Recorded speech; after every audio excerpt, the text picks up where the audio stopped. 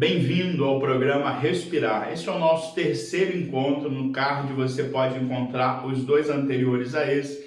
Lembrando que nós estamos em uma jornada em busca da nossa melhor versão e cada pessoa que se achegar a essa jornada é bem-vindo. Então seja muito bem-vindo ao programa Respirar. Enquanto você assiste a vinheta do nosso programa, que você possa fazer sua inscrição, se você ainda não é inscrito, e também ativar as notificações para ficar sempre atento e informado de tudo que estamos fazendo cá. Vamos a isso. Amizade, empatia, amor. Os relacionamentos são como um novo fôlego. Mas do nada, vês-te sozinha.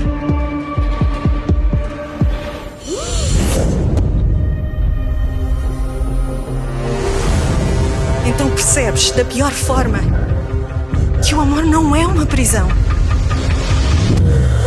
E que aquele ar te sufocava. Será que eu sei o que é o amor?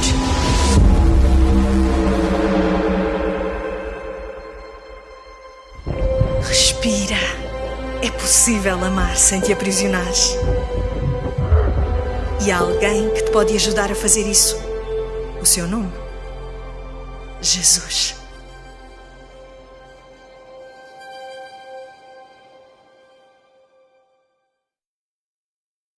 É isso, respirar é o que temos feito ao longo dessas 3 semanas.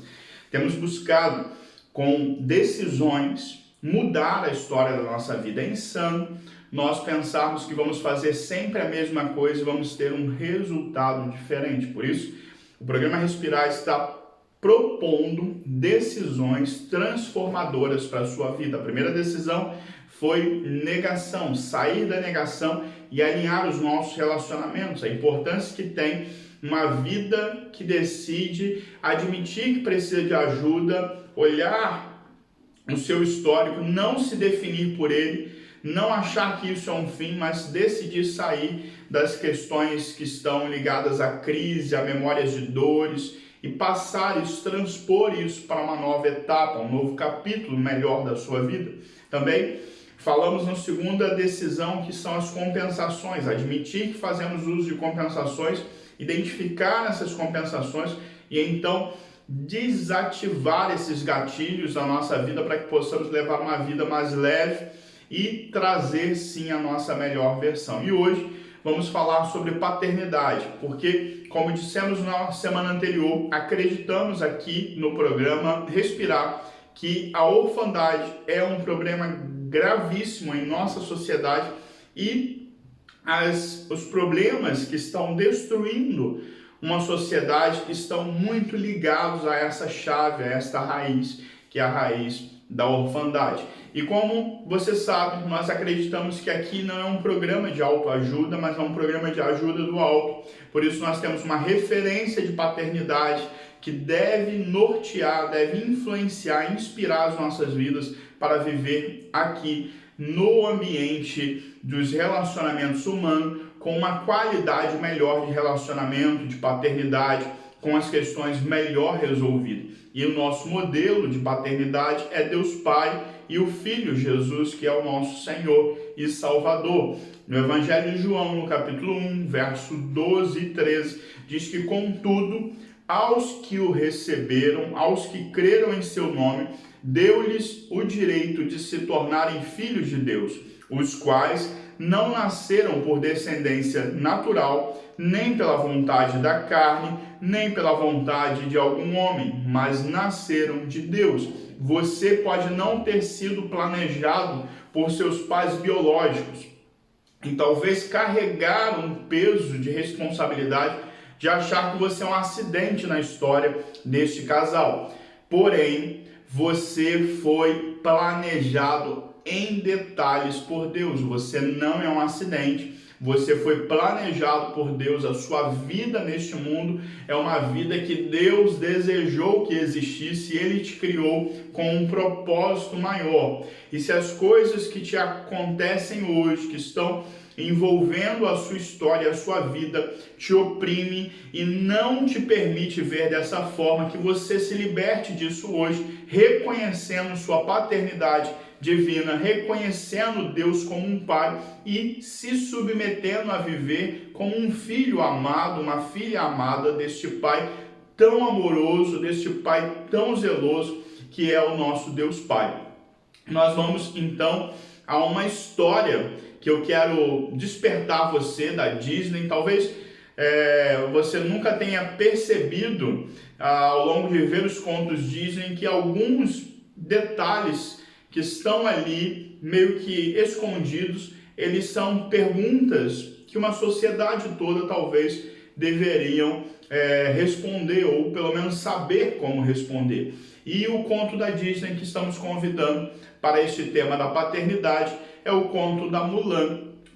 Se você já assistiu esse desenho, você sabe que ela se tornou uma heroína da China quando ela se alista dentro do exército chinês, mas não com a sua real identidade, mas ela assume o nome do pai e ela se alista como um homem para combater naquele exército onde não era permitido mulheres. E por que ela faz isso? Porque ela tinha muita vontade de lutar, porque ela tinha real interesse de que a China vencesse aquela batalha? Não. Ela faz tudo isso em busca de aceitação do seu pai. E talvez se hoje pudéssemos fazer uma pergunta a Mulan, seria: uau, então você salvou a China toda só para ter a aceitação do seu pai? É exatamente isso. Algumas pessoas, por estarem vivendo uma paternidade não resolvida e com fortes pressões de orfandade, ela toma decisões que na verdade não são as decisões boas e que ela mais gostaria de tomar. Ela só toma essas decisões porque ela busca mais a aceitação de uma pessoa ou de pessoas do que o real sentido da sua vida e da sua existência. Talvez você está vivendo uma cena como essa. Talvez a sua vida e o histórico da sua vida até os dias de hoje, eles são respostas aos anseios de outras pessoas, às ambições de outras pessoas, a busca por uma aceitação de alguém e talvez mesmo do seu pai biológico, da sua mãe biológica, e essas questões pesam sobre você e traz sobre você anulação sobre o seu real gosto, a sua real ambição de vida, o seu real sentimento de querer e de poder fazer da sua vida a sua realização pessoal. Você vive para realizar os outros. E se você está a viver assim, eu quero te dizer que isso não precisa continuar assim. Você pode sim entender de fato a importância da paternidade na sua vida e restaurar uma imagem de filho, de filha amada de Deus, para que isso possa resplandecer sobre a realidade nos seus relacionamentos humanos. Deus, ele se relaciona com você e o seu relacionamento com Deus, ele é em 3 direções. Entre você e Deus, você e você mesmo, e você e o seu próximo. Então, quando você se relaciona com Deus, você aprende a se relacionar com você mesmo, porque você encontra o sentido da sua vida, o propósito da sua existência. Você conhece o verdadeiro amor e então você está apto a poder dar às pessoas algo que é bom, algo que vai lhes fazer bem, porque uma pessoa só pode dar o que do céu lhe é dado. E uma pessoa só dá o que tem. Se você tem um histórico de paternidade disfuncional, o que você vai dar aos seus filhos é exatamente o que você recebeu. A menos que você tome uma decisão de mudar esse ciclo vicioso de dores, de traumas, de abandono, de violência, de abusos, interromper isso na história da sua vida, da sua família e derramar sobre a vida dos seus descendentes algo melhor. Então entenda uma coisa, quando nós olhamos a nossa sociedade, a família, e vemos os vínculos da família, os vínculos familiares, eles têm uma proposta, eles existem para um fim específico. E nós vemos claramente que a sociedade ela vive uma crise na família, e essa crise ela acaba se tornando a raiz, a origem da crise que vemos na humanidade como um todo, nos aspectos políticos, sociais, culturais, porque a família é o menor núcleo e é da onde nós propomos a nossa ideia do que é sociedade, do que é relacionamentos externos. Então, no aspecto do pai, da mãe e dos cônjuges, a proposta ou o que se espera de cada um, ou o que se recebe de cada um é muito importante a gente frisar. Por exemplo, o pai, ele é o provedor de direção, de limite e de segurança. É isso que um filho espera receber de um pai: direção, limite e segurança. E de uma mãe, Ricardo, de uma mãe se espera o vínculo de ligação, de nutrição e de organização. Então, uma mãe, ela está ali assegurando ao filho vínculo, nutrição e organização. Essas características da personalidade de um filho, de um indivíduo, vão ser herdados deste relacionamento com a mãe. E o pai e a mãe, agora não só como pai e mãe, mas como marido e mulher, o que eles têm a oferecer aos filhos? Sexualidade, afetividade e companheirismo. Quando se percebe no ambiente de uma casa como que os pais se relacionam, como é a relação de desejo, de amor, de cuidado, de relacionamento recíproco, os filhos estão herdando isso, os filhos estão assumindo isso como verdade e eles vão praticar este efeito na vida pessoal deles. É claro que eles vão ter peculiaridades, porque cada indivíduo é único, mas a origem, ou a matriz do que eles recebem sobre sexualidade, afetividade e companheirismo vem de ver ou de estar à beira do relacionamento dos pais. Por isso, percebemos que uma sociedade onde o pai e a mãe não correspondem às suas obrigações, nem como pai e mãe, nem como marido e mulher, a sociedade tende a ficar cada vez mais adoecida. E uma sociedade adoecida é um indivíduo adoecido. É um indivíduo que, se ele não tomar uma decisão por si, o coletivo não vai fazer por isso. Então, como que nós vamos resolver essa equação? Uma vida de cada vez. Ou seja, você não está no programa Respirar por causa de outra pessoa, você está no programa Respirar por causa de você. E por vezes nós estamos em um ambiente como esse, porém, estamos com a nossa mente no outro. E aí pensamos, eu estou aqui, estou olhando essa questão, mas o meu pai não está. Mas o meu marido não está, mas a minha esposa não está, mas o meu filho não está. Você está. E à medida que você assumir esta verdade, tomar a decisão que precisa tomar, os seus relacionamentos vão ser impactados por isso. Então pare de criar condições que não existem para que você não viva a vida plena que Deus tem para você. Você não precisa que os outros mudem. Você precisa saber o que você quer e você precisa tomar as decisões certas. Então, vamos entender melhor como funciona essa questão da família na nossa vida, como que nós recebemos da nossa família e, a partir do que recebemos dele, nos tornamos quem nós somos e caminhamos na direção que estamos caminhando. 3 coisas nós recebemos da nossa família: identidade, relacionamento e herança. Eu quero falar um pouco sobre essas 3 coisas com você. Na questão da identidade, nós poderíamos abordar várias nuances disso. A identidade étnica, a identidade cultural de uma pessoa, mas eu quero abordar a questão da identidade espiritual. E eu vou te explicar por quê.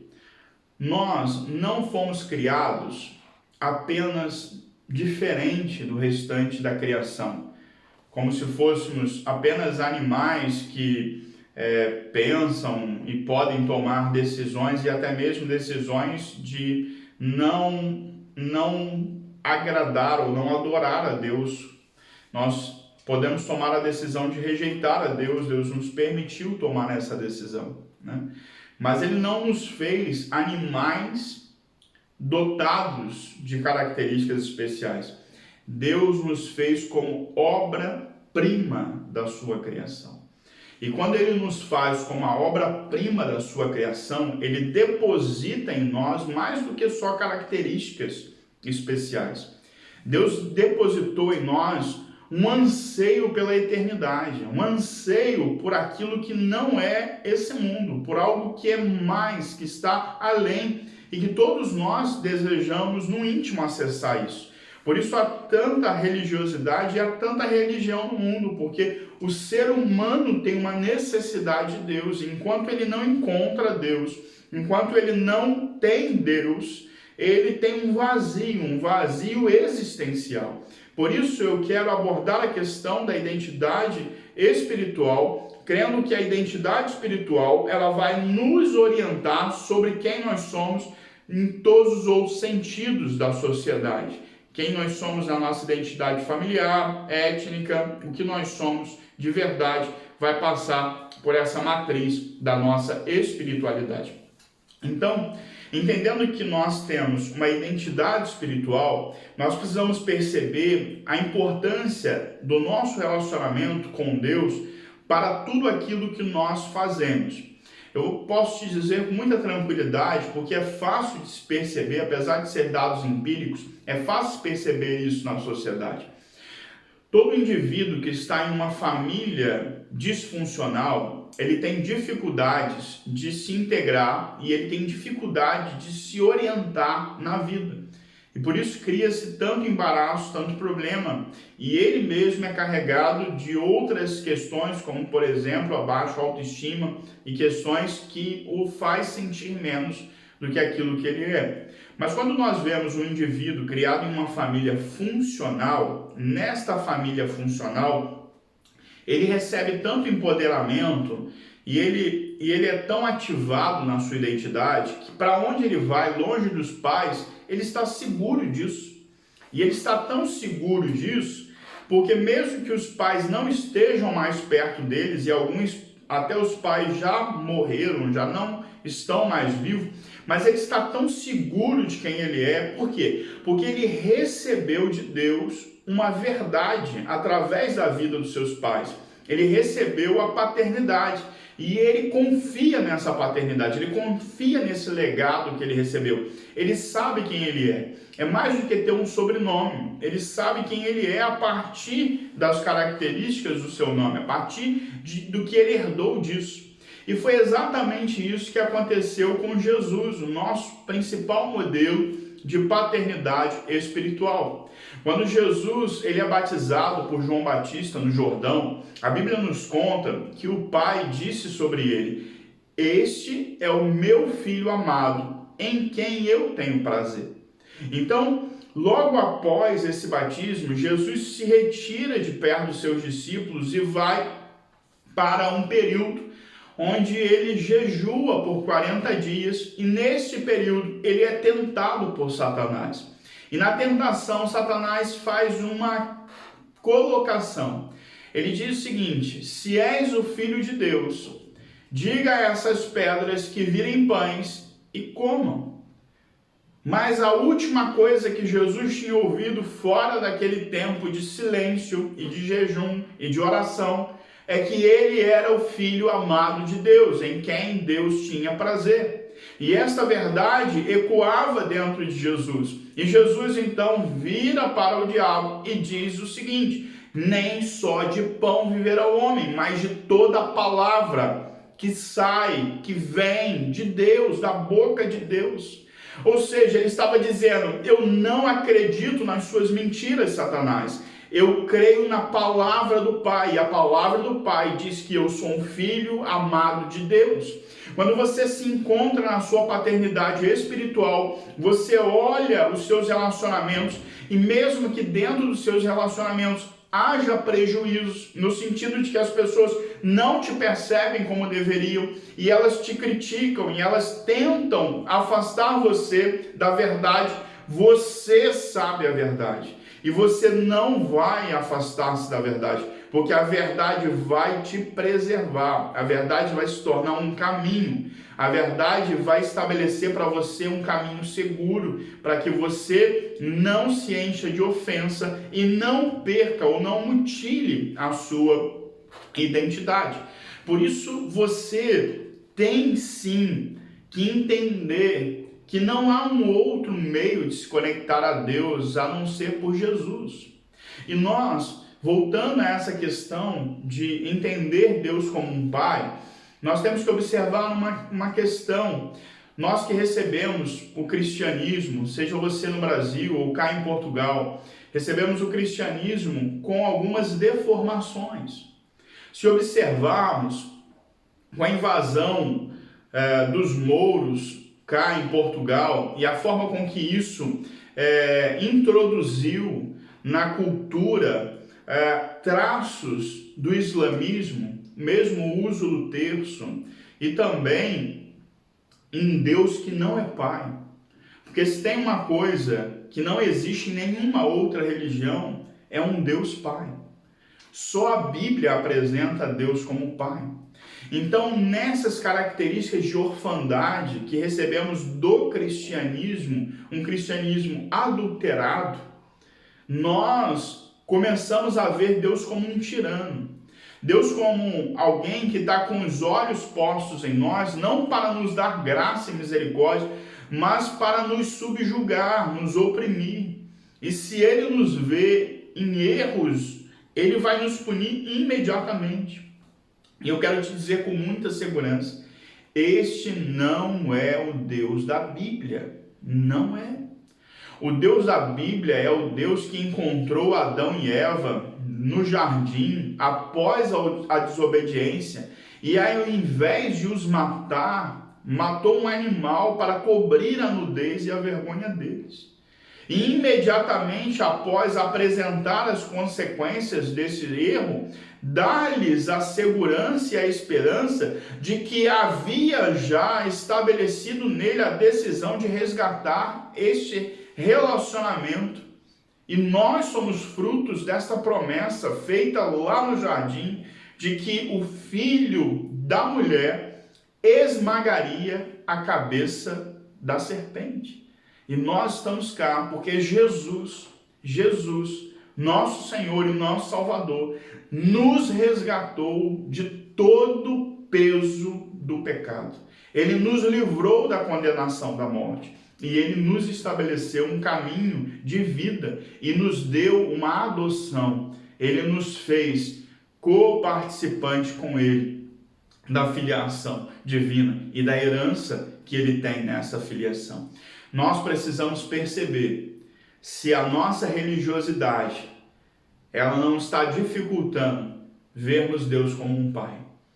Talvez você vai precisar quebrar tudo no sentido da sua religiosidade, daquilo que você acreditava até aqui, da forma que você recebeu o cristianismo, para entender que Jesus é maior do que religião e que só através de Jesus podemos nos conectar ao Pai como Ele deseja que seja. E também, além de identidade, nós recebemos da nossa família relacionamento. Exatamente isso. É na nossa família que recebemos a capacidade moral de nos relacionar com outras pessoas. É dentro desse ambiente familiar que aprendemos o valor do outro. Eu tenho 2 filhos miúdos e eu fico, por vezes, vendo o comportamento competitivo um do outro e eu os instruo dentro dessa realidade que eles, como irmãos, precisam se proteger e precisam se incentivar a uma versão melhor, ou seja, Eles não estão cá para que estimule um ao outro a queda, para que eles possam exaltar a queda do irmão e com isso se exaltar na sua assertividade por cima do irmão, porque não é assim que família funciona. E nós vamos educando eles nessa perspectiva, ou seja, os dois têm valor, nenhum dos dois precisam competir por nossa atenção, nenhum dos dois precisam nos ver como um prêmio para eles. Por quê? Porque eles já nos têm. Ele já nos tem, ele já tem a nossa dedicação de cumprir aquilo que falamos lá no início. O meu papel como pai, o papel da Sara como mãe e o nosso papel como casal, estamos zelosos, cuidando para que possamos transferir para eles um jeito família saudável, seguro, um ambiente expansivo, onde eles possam levar disso para as suas próximas famílias, a qual eles vão formar fruto da decisão de casamento que virá em um futuro que espero distante ainda, né? Mas eles vão tomar decisões que vão nos levar para longe de nós. E quando isso acontecer, nós já os instruímos sobre o que é família.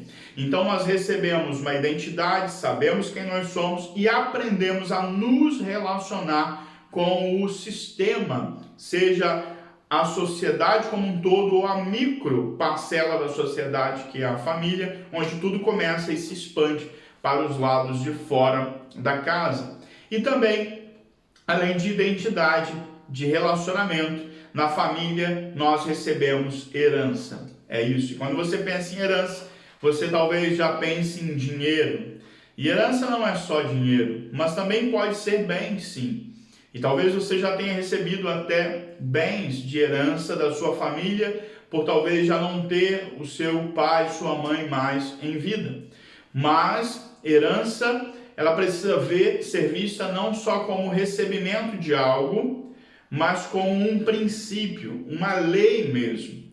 A lei da herança, ela deve ser discernida pela característica de que ela não é só um recebimento, ela é fruto da escolha e da decisão daquele que está legando a herança. É exatamente assim que nós olhamos uma cena e então começamos a entender que somos muito responsáveis por aquilo que estamos fazendo para que os nossos filhos não recebam prejuízo. Se eu te perguntasse assim, você acha que é justo um bebê que está sendo gerado por uma mãe que é HIV positivo e você pensar que essa criança vai nascer infectada por conta da decisão da mãe, por conta de carregar essa doença, e o filho, que é um inocente, receber esta doença por estar sendo gerado por ela? Talvez você me diga, pastor, isso não é justo. Ricardo, não é justo, esse bebê é inocente. Eu quero te fazer uma outra pergunta. Imagina você, um filho, tem dois pais, são dois bons pais, dois pais muito prósperos, e esses dois pais morrem em um acidente.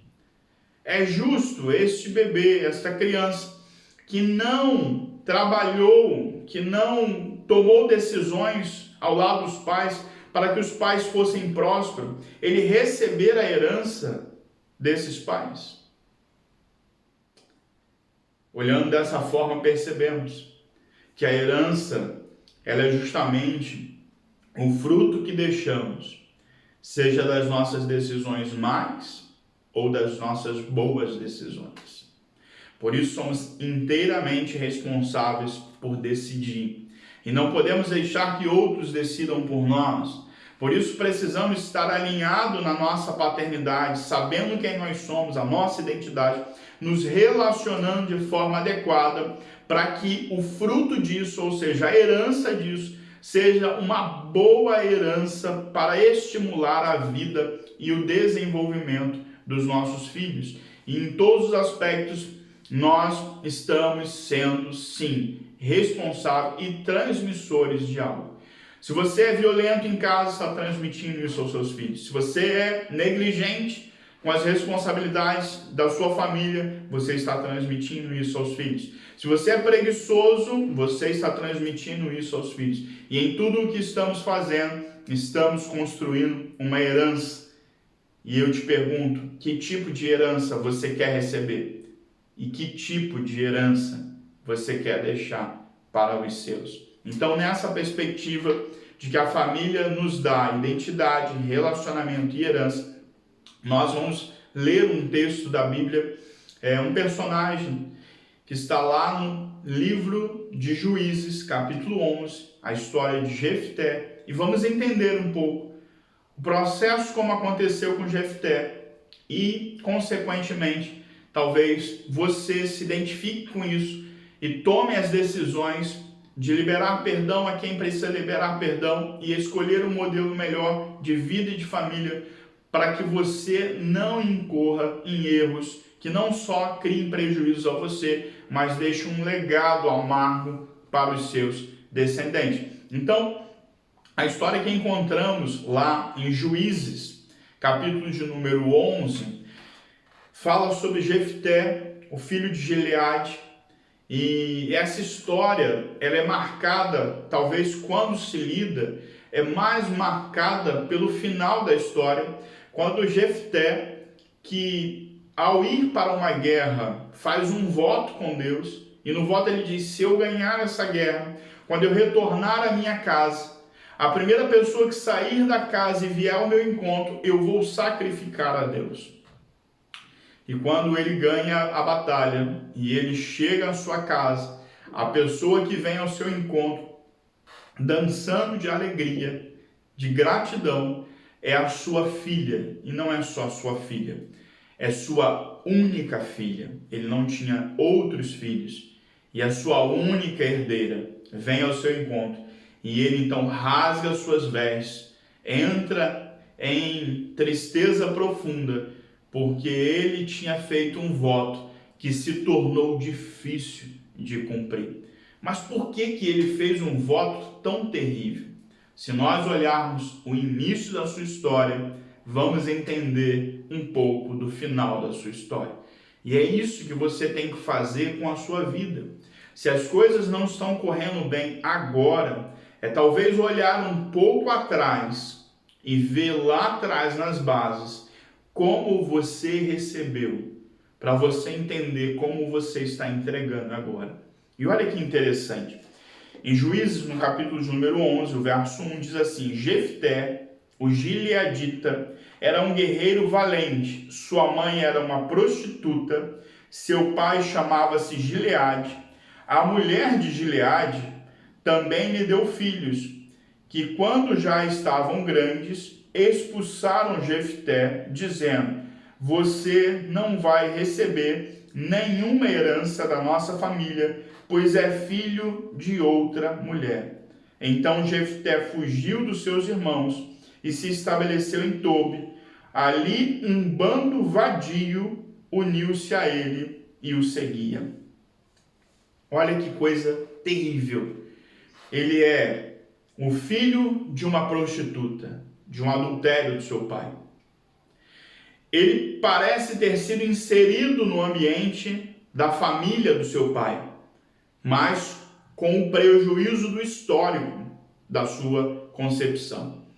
Quando a mulher legítima do seu pai e os seus filhos percebem que esse filho bastardo é um filho que não deveria estar no convívio da família, eles então o expulsam desse ambiente. Jefté foge dos seus irmãos e ao fugir dos seus irmãos, ele vai se desenvolver em um relacionamento com um grupo de pessoas vadias, de um grupo de pessoas que vivem uma vida vã, uma vida perigosa, uma vida sem códigos de ética e moral louvável. É com esses tipos de marginais de sua época que ele então passa a viver a sua vida. Se torna um guerreiro, alguém que está ali tendo as suas conquistas, mas envolvido nesse grupo perigoso. E quando os seus familiares entram em guerra contra um reino vizinho, eles decidem convidar Jefté para regressar e lutar com eles em prol da liberdade da sua casa, da liberdade do território da sua família. Mas ele impõe algumas questões. Talvez eles pensaram, vamos chamar Jefité, porque Jefité é perigoso, né? E vai lutar conosco.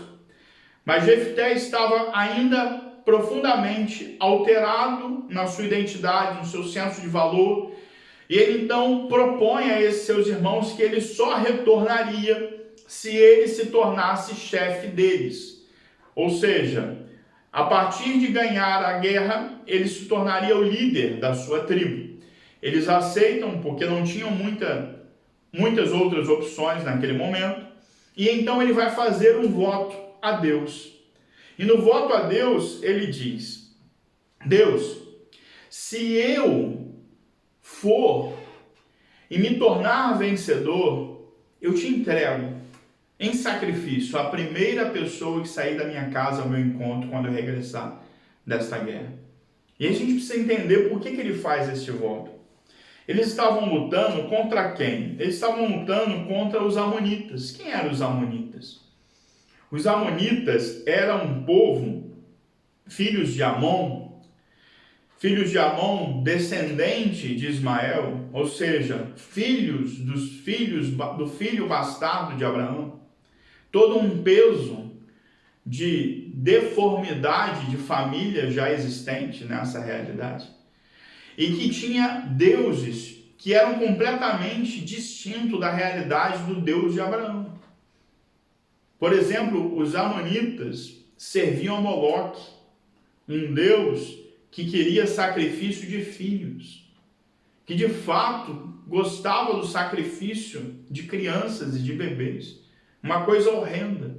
E por ele estar tão deformado, e por estar em um ambiente tão contaminado, ele assume essas verdades e leva em consideração que um trato com Deus, por conhecer Deus na perspectiva deste povo, um pacto com Deus requeriria tal ato de sacrifício. Então percebe como que a nossa vida vai se distanciando de Deus e ela vai tornando cada vez mais insana as suas escolhas, as suas decisões, porque ela está completamente afastada da verdade. A mentira começa a governar. E quando nós vemos um filho com um sentimento de órfão, ele vai se distanciando do ambiente paterno, ele vai se distanciando de Deus, e ele vai tomando medidas, decisões, escolhas, caminhos, que vai cada vez afundando mais a sua realidade, a sua história. E por mais que ele tenha ascensão em carreira, ganhos financeiros, ele continua triste, oprimido e mais, opressor. Porque, como eu disse, só é possível dar o que recebeu. Então, à medida que você recebeu, você começa a partilhar isso. E você começa a jogar cada vez mais amargor na vida e na história das pessoas. Então, o que aconteceu com Jefité, que pode ter acontecido com você? E entender isso, estabelecer um caminho novo, é o que vai te tirar disso. Primeiro, uma das coisas que tirou Jefité do ambiente de família foi a rejeição dos seus irmãos. No verso 2 diz que a mulher de Gileade também lhe deu filhos, que quando estavam grandes, expulsaram Jefité. Então, por que eles expulsaram Jefité? Porque Jefité era o fruto do que não era bom e nem louvável. Jefité era o filho da prostituta. Jefité era o irmão bastardo. Jefité era o que não era genuíno daquela família. Então, os irmãos o rejeitam, e não só o rejeitam o expelindo para fora de sua família. Quando nós entendemos que da família recebemos identidade, relacionamento e herança, como falamos, olha que interessante. Ele era o filho da prostituta, era a sua identidade, segundo os irmãos. Ele era alguém que nós não queremos nos relacionar com ele. E ele não vai ter parte da nossa herança. Ele continua dizendo no verso 2, dizendo: você não vai receber nenhuma herança da nossa família, pois é o filho de outra mulher. Então, os três princípios estão quebrados aqui. A identidade está maculada, não há relacionamento e também não vai haver uma boa herança. Ou seja, não há recebimento de bens. Pelo contrário, a herança que ele recebe é a herança da decisão errada que todos eles tomaram nesses aspectos. E aí eu coloco uma segunda lição nessa história, que é a indiferença do pai, que é uma das heranças que ele recebe. Mas como assim indiferença do pai? O texto diz que ele era filho de Gileade, e ele era gileadita, ou seja, ele era filho do pai do clã, o pai daquela comunidade inteira, ou seja, o líder daquela comunidade. Aquela comunidade herdou o nome do seu pai. Mas o pai, que deveria então ser alguém, admirável, ou alguém que conseguiu conquistar alguma coisa e pessoas, ele é indiferente a esse filho, e quando os filhos se rebelam contra ele, não vemos no texto que Gileade faz algo para proteger o filho. Lembra? Uma das coisas que o pai deve fornecer ao filho, o que é? Segurança. E ele não protege o filho, não dá essa segurança. Então a indiferença desse pai, somado com tudo que os irmãos estavam inspirando e respirando de ódio, de ressentimento, porque olhar para Jefté era olhar para um pai adúltero, olhar para Jefté era para olhar para a vergonha daquela família.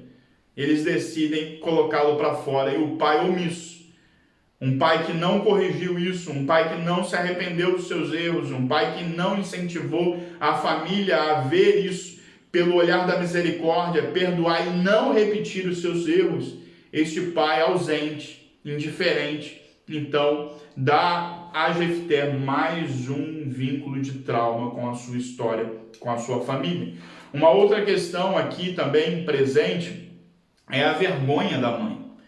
O texto não mede palavras em dizer que ele era filho de uma prostituta, ou seja, uma mulher que não tinha só tido um relacionamento com o pai de Jefté, uma mulher que não tinha uma moral para a sociedade que ela vivia. Ela era alguém à margem da sociedade, uma pessoa que vivia marginal ao sistema social de sua época. E você imagina o peso deste filho sendo identificado como filho da prostituta. Ou seja, ele sendo identificado diretamente com os pecados da sua mãe. E não só isso, a forma com que a mãe projetava sobre ele, a forma de afetividade, de proteção, de segurança, e que davam a ele realidades danificadas de valores. E ele poderia ser danificado na sua sexualidade, nas suas questões morais, éticas, porque ele não estava em um ambiente para promover valores bons a ele. Então, o que ele estava herdando do seu relacionamento com a sua mãe era, de fato, algo que ele deveria ter vergonha. E isso estava danificando quem ele era, de fato. E, por último, a energia de sua ferida, ou a energia psíquica da sua ferida, que se torna uma máquina de produzir decisões na vida dele. O verso 3 vai dizer que então Jefté fugiu dos seus irmãos e se estabeleceu em Troade. E o que aconteceu lá? Ele se junta com um grupo de vadios, ou seja, de marginais. Por quê? Porque ele não saiu da casa dos seus pais com um coração não ofendido. E aí talvez você me diga: mas pastor, os irmãos o expulsaram. Ele não tinha por que ele sair com um coração bom. E eu te digo, tem, porque José saiu. José foi vendido como escravo por seus irmãos. Irmãos que horas antes queriam matá-lo, mas encontraram uma saída menos drástica e venderam ele como escravo. Esse mesmo José, ele vai para a casa da primeira pessoa que o compra como escravo e ele é uma bênção lá. Ou seja, ele faz tudo o que é certo. Depois ele vai ser preso por causa de uma injustiça e dentro do presídio ele faz tudo o que é bom. E ele é de novo colocado em status de liderança, de evidência, porque a sua vida era boa. Ele sai dali, vai para o palácio do faraó, se torna vice-rei, um governador do Egito, e lá faz tudo bem, e tem um reencontro com a sua família, e no reencontro com a sua família, ele faz tudo bem também. Ou seja, quando nós nos permitimos ser ofendidos, uma cascata de outros problemas começam a cair sobre nós. E é isso que Jefté está experimentando, por quê? Porque ele era alguém distante do pai, distante dos seus meio-irmãos, distante da sua mãe e distante de Deus. Porque como ele faz um voto a Deus, percebemos que ele não conhecia Deus como deveria, que era como um Deus Pai. O Deus que nós cremos e celebramos e que está nesta palavra é um Deus de gerações. É um Deus de Abraão, de Isaac e de Jacó. Ele é um Deus da família. Ele é um Deus que ele respira amor e não ódio. E todas as vezes que vemos uma colocação de Deus, de uma justiça, não é porque Deus é mau, é a consequência. Lembra da herança? A herança, a lei da herança, é o fruto das escolhas. Então as nossas escolhas nos trouxeram até aqui. E se as coisas não estão boas, é com as nossas escolhas que vamos sair desta condição. É com as nossas escolhas. Tem uma história que está registrada em Lucas capítulo 15, que é a história do pai amoroso. E um filho vai embora, levando parte da sua herança, o outro fica na sua casa. Quando esse filho toma a decisão de ir para longe, ele vai. Mas quando ele vê que as coisas não estão boas, ele tem uma nova decisão, a decisão de voltar para cá. E é uma decisão que tirou ele e uma decisão que recolocou ele. E quando ele chega, o seu irmão não estava pronto para o receber. Mas olha o que o pai diz. Disse o pai: meu filho, você sempre está comigo. Ele dizendo ao filho mais velho: e tudo que tenho é seu. Mas nós tínhamos que celebrar a volta deste seu irmão e alegrarmos, porque ele estava morto e voltou à vida. Estava perdido e foi encontrado, ou foi achado. Queridos, quando Deus te reencontra, Ele te recebe como um filho, como uma filha amada. E se hoje as coisas estão mais pesadas do que você consegue suportar, sai da negação, pede ajuda, admite as compensações. Talvez a compensação de Jefté aqui foi o quê? Foi viver uma vida vulgar, uma vida com pessoas vulgares, uma vida cruel, uma vida rancorosa, uma vida violenta. Eu não sei o que você está usando de compensação, mas deixe de usar. E aceite a paternidade de Deus na sua vida. E perdoe o seu pai. Perdoe aqueles que figuram como pai para você, mas que te decepcionaram, que estabeleceram uma herança ruim para você. E quebre o ciclo vicioso dessa herança hoje. Libere perdão a eles e estabeleça um novo começo. Estabeleça um caminho mais excelente, porque é isso que Deus tem para você. Eu quero te abençoar, orar por você. A nossa jornada está a começar, mas eu tenho certeza que os frutos dessa jornada já começam a chegar na sua vida. Por isso, não desista. No momento em que você tiver para desistir, pare, respire e recomece, porque Deus é contigo. Jesus, obrigado por nos dar um Pai, por nos dar o teu Pai. Obrigado, Jesus, por nos dar a herança, a tua herança. Todos aqueles que estão neste programa e estão tomando decisões hoje e querem reparar as suas histórias, querem recomeçar, querem força para perdoar aqueles que precisam ser perdoados. Eu quero dizer, no mundo físico e espiritual, seja feita a tua vontade na vida deles. e eles consigam trilhar um caminho mais excelente. Eu os abençoo e abençoados estão em o nome de Jesus.